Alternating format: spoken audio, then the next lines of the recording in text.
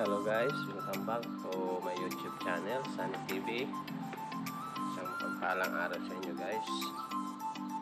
Meron naman tayo ditong isang concert na EB5 Auto A na pinadala yung ating kaibigan guys na ating aayusin ito. Hindi ko pa alam kung ano yung sira nito. Medyo luma na ito guys. Yan na nga guys, na-stuck kasi ito medyo nangangalawang na nga yung takip nito. So hindi ko pa alam guys kung ano ang pinaka-common problem nito. So bago natin ito i-testing, so bubuksan muna natin ito guys. Medyo na-stuck ito. So titingnan muna natin yung loob nito. Titingnan natin baka hindi na kompleto yung parts nito. I-double check natin bago natin i-plug in ito. So bubuksan natin ito. So bali natanggal ko na to guys yung mga screw nito guys. So ikit na lang.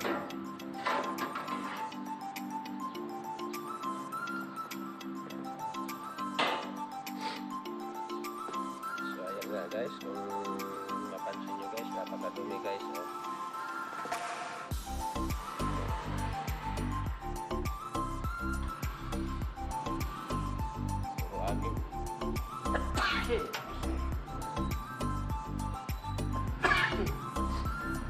Sorry guys, medyo na-hatching ako. Alikabok kasi guys. Ayan ang daming alikabok guys. Talagang na-stuck ito. Ayan ang kapal ng mga dumi. So bali lilinisan ko lang muna ito guys. Tatanggalin natin yung tapos tingnan natin yung yung mga parts kung complete pa ba bago natin i-plug in ito. So guys, i-focus ko lang muna itong ating video para palinisan ko itong unit natin. Okay guys, focus ko lang muna. So guys, ito na guys. Medyo nalinisan ko na. Nawala na yung mga makapal na alikabok. So bali ang gagawin ko dito ay babaklasin ko yan at siguro ko hugasan ko muna yung mga parts na yan. So pero bago ko gawin yan hugasan, ipa-plug in muna natin para alam natin kung anong problema nito guys. So unang gagawin muna natin guys, i-check muna natin yung output nitong ating speaker kung may DC out. So dapat mayroon ng lang yan, magre-read lang yan mga point 5, 0.6 na ganyan or something, 0.10 na something reading. Basta nasa point, hindi siya aabot ng isang hindi siya abot ng 1 volts. Dapat mga point something lang siya. So pagtagyan na natin to guys. So dyan malalaman natin kung may problema yung ating channel. So ayan, plinagin ko na.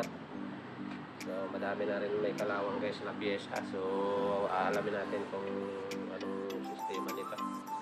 So ito, paplagin ko na guys, ay i-power on ko na. So ayan, umikot na yung ating blower at ayun ang ating naglalaro sa point 900. 1 pumalo ng 1 volts. So may DC out siya guys, medyo mataas yung DC out nito. So ilagay natin sa left channel, sa kabilang channel.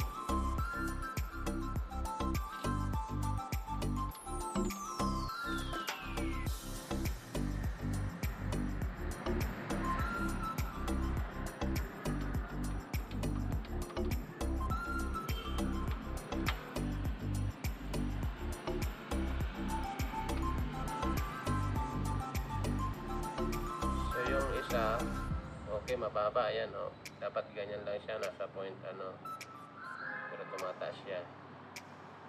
So okay yung isang channel pero yung isa may DC out. So yun lang guys. Huwag na natin lagyan ng speaker to. So yung isang channel dyan. Anong channel ba ito? Right channel. So i-check pa rin natin yung ano nito, yung pinaka biasing niya guys. So wait lang guys.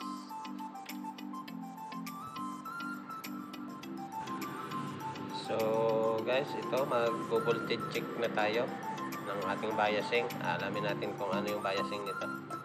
So power on ko na guys. So ayan, umikot na yung blower.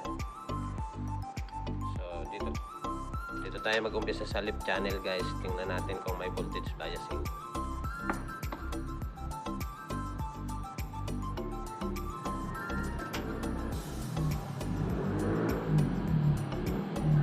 So ayan guys, negative, 0. Walang biasing, may voltage. Ayan guys, 0 nga.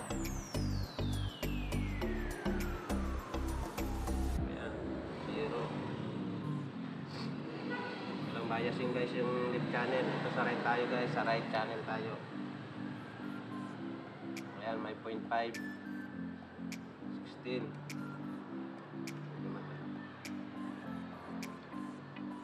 0.5 meron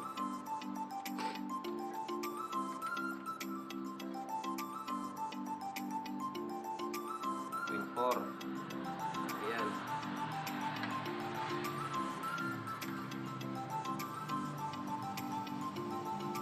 0.4.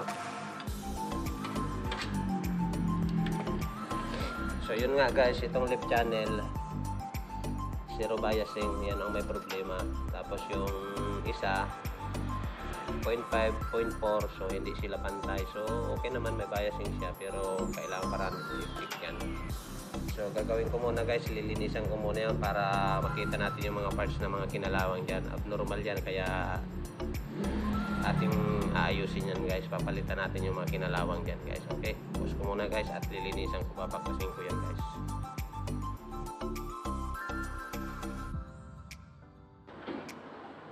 So guys, ito na nga guys, pinaklas ko na yung mga tone control natin, saka yung mainboard natin. So yung mainboard natin guys, nandun na, nakabilad, hinugasan ko na. So kailangan natin linisin ito guys para makita natin yung mga parts na kalawangin, para mapalitan natin.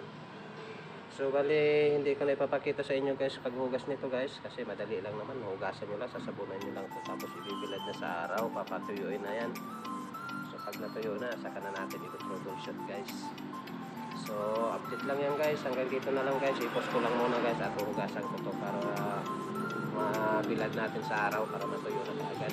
Okay guys, post ko muna guys, balikan ko kayo pag okay na ito lahat.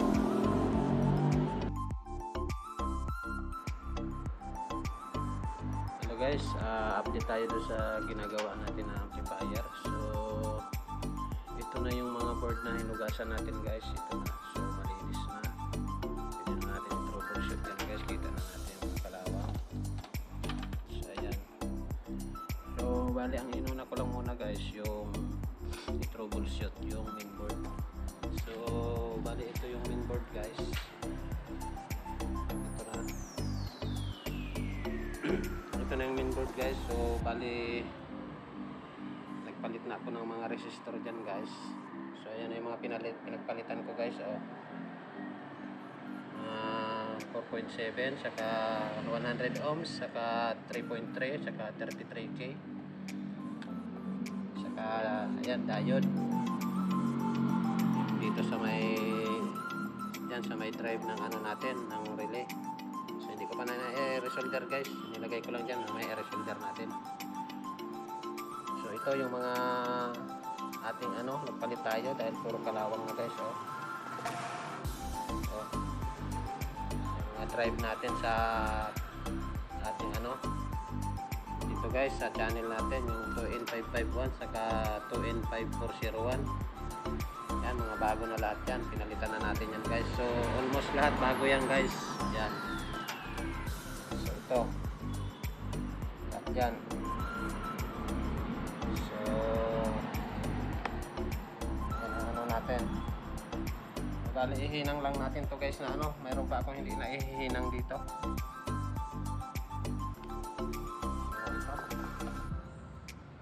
Tapusin lang natin guys. Tapos isunod na natin yung ano natin, yung control. Ayan, ihinang lang natin to guys na ating ano papalitan. Okay, ito ihinang na natin. So yung iba guys hindi ko na pinakita na ipagpalit ko guys kasi mahaba guys. Piniinit ko yung mga may kalawang talaga.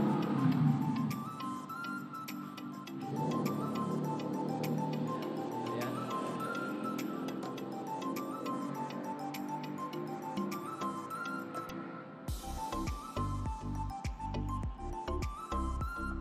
Ito guys yung ano natin to, yung sa may relay driver. Pinalitan ko, may mga kalawang din to guys eh. Inner diode natin at isa, saka yung ating ano 3.3, kaya saka isang ano 22k puro na kalawang.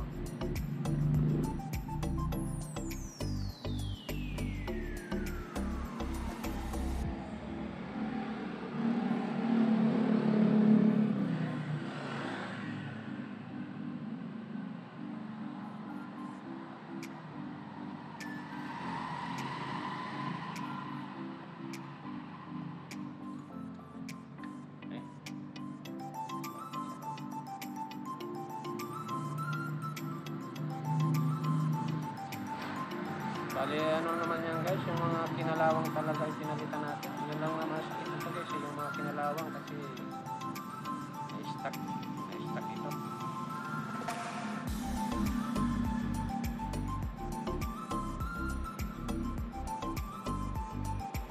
So yan na yung ano, huli natin na i-resolve.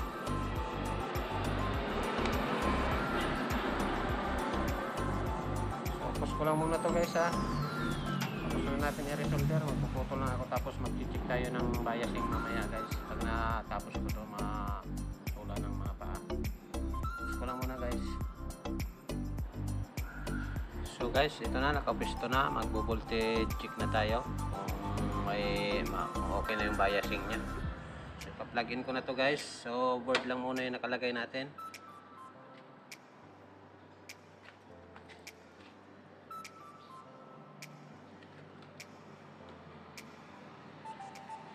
So yan guys, naka-plug in na yan guys. So power on ko na guys. So yan, board lang yun, nag-switch on na yung relay. So check lang tayo ng voltage biasing guys. So yan yung multi-tester natin, tingnan na lang guys. So ayan guys, mayroon 0.419, 20. Good.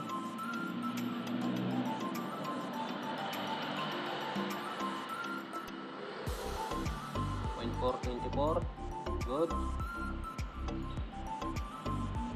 0.427, 28. So okay na yan guys. 0.4, 0.431, good yan guys. So sa isang channel tayo guys. 0.428, good. 0.426, good yan guys. 0.442, 41, good yan guys. Then 0.440. So guys, yan, okay na yung ano natin, voltage biasing, good na. So proceed tayo sa ano, ilagay na natin yan sa board, tapos dun tayo sa tone control. Okay guys, pause ko lang muna ulit guys. So guys, ito na nga, na-assemble ko na yung ating main board, yung amplifier board natin, saka ilagay ko na yung mga tone control. So mag-check tayo guys ng ano, audio. So naka-plug in na yan guys, so ipa-power on ko na lang. So set up na natin ito.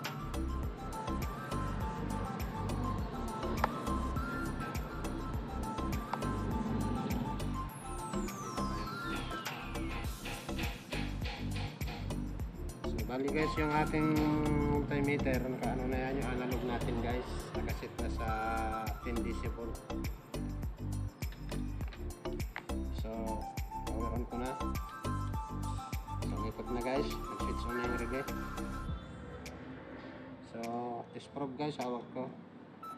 So, bali dito, ay ano siya. Ay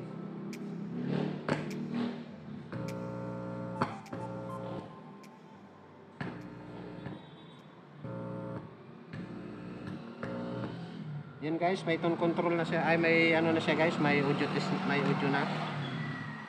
So bali nung chinik ko dito guys sa taas, walang audio dito guys.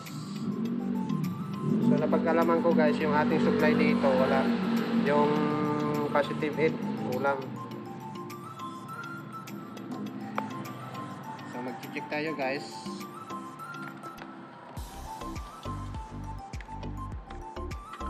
Yan.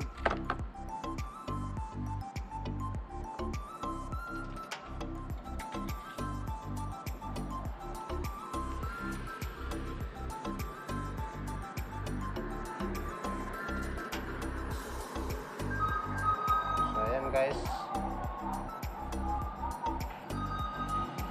ayan guys, oh, zero yung plus natin, yung supply sa tone control, yung positive 8. Tapos yung negative 8, ayan guys, mayroon siya, oh, negative 8. Ayan, zero yung ano natin, positive 8. So kaya pala wala siyang supply, walang tone control dito kasi wala supply na ano, positive 8 yung ating tone control. So bali magto-troubleshoot ulit tayo diyan guys sa ano, sa area na yan, sa supply na yan guys. So yan ang ating ito-troubleshoot. Goods na yung ano natin guys, yung mainboard. So bali ang nagkaroon lang ng problema itong ano, supply dito sa tone control, nawawala yung positive 8. So okay, pause ko muna to guys ha.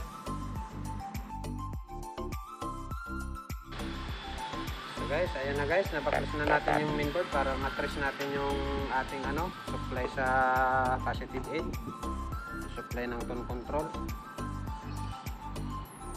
So bali ayan. So ayan nga guys, ito yung pinaka ano niya guys, yung pinaka input natin, yung saksakan, yung lagayan ng ating supply. Ito. So may napuna ako dito guys, kaya pala yung ano, ayan oh, nakaangat guys oh. So ayan oh. Yan. Nakaangat yung hinang. So yan siguro ang dahilan guys kaya walang supply. So bali i-resolder lang natin guys. So buti ganyan lang ang nangyari. So ayan. Resolder lang natin.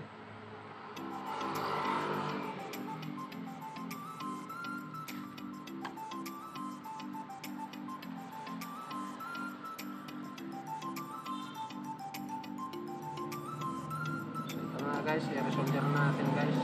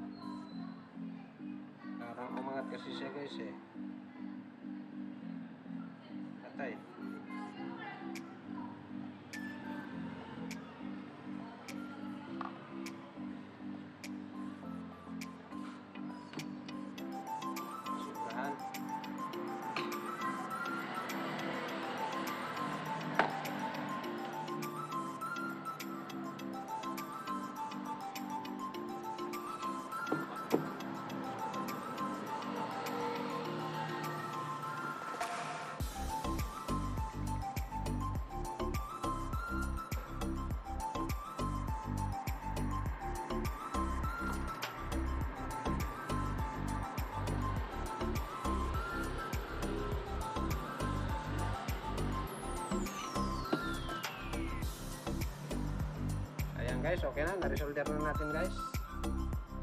So ayan. So balik na natin to. Pause ko lang muna guys. Update ko kayo guys. Ikabit na naman ulit natin to sa board. Okay. Pause ko lang muna guys. So guys, ito na. Na-assemble ko na ulit yung ating mainboard. So mag-check na tayo ulit ng voltage guys. Yung nawawalang ating positive 8. So ayan, naka-plug in na yan guys. Power on ko na guys. So ayan, umiikot na yung blower.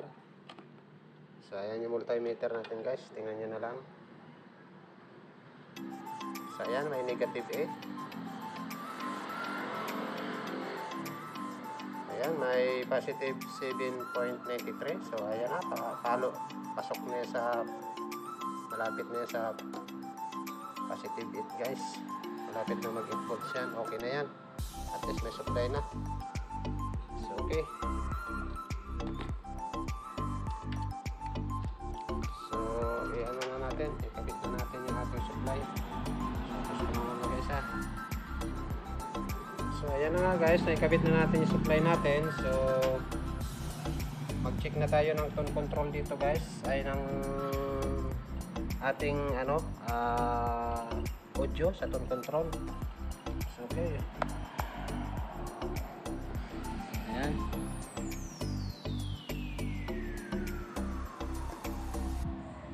So yan guys, mayroon na guys. Ayan, both left and right mayroon na. Ayan. So okay guys, mayroon na guys. Okay na. May audio na guys. So ayan na, nagkaroon na ng indicator dito. So okay na yan guys. Na natin. I-push ko muna. Lagyan natin ng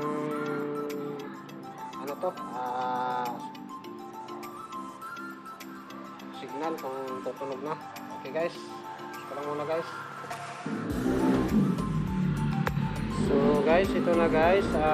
Titestingin na natin. Lalagyan na natin ito ng input guys. So bali, ang input lang natin guys ay cellphone lang guys. So ayan. Power on na guys. Umikot na ang blower. So iita na lang natin yung volume guys. So yan, naka-FM pala guys, naka-FM.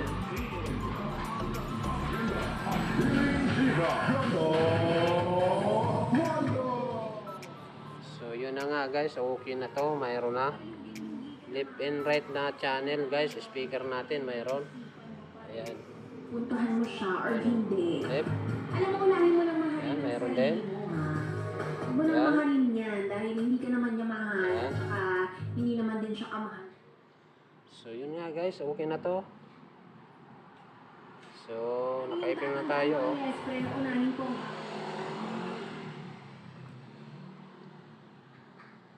So mag-ano tayo ng music guys ng maganda. I-post ko lang muna. Hanap